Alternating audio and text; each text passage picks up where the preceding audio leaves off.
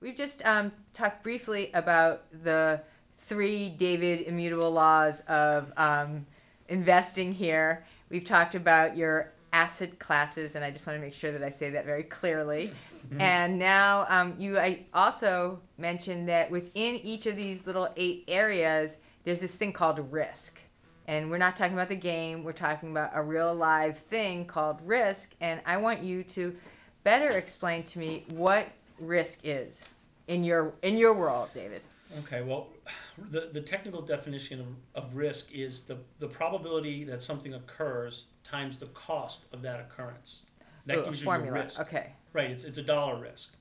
And so typically people talk about risk in the capital markets, and they talk about the normal curve, the bell curve, and they talk about the probability of an event occurring.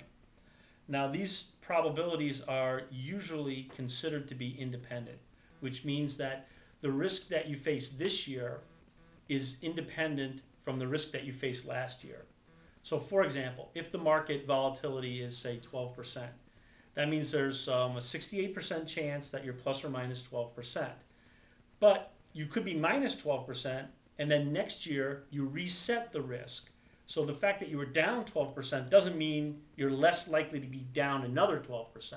Okay. So the idea is that the risk each year, you can think about each time you draw the risk, it's independent. Ooh, it's like going to confession kind of thing, like you get to start anew? No, it's like going to the casino. Oh, okay. In a way, you roll the dice and you get a 7. The fact that you got a 7 this time won't at all Doesn't make a bit of difference in the next roll. Okay, got it. So this is why people typically underestimate risk in the markets.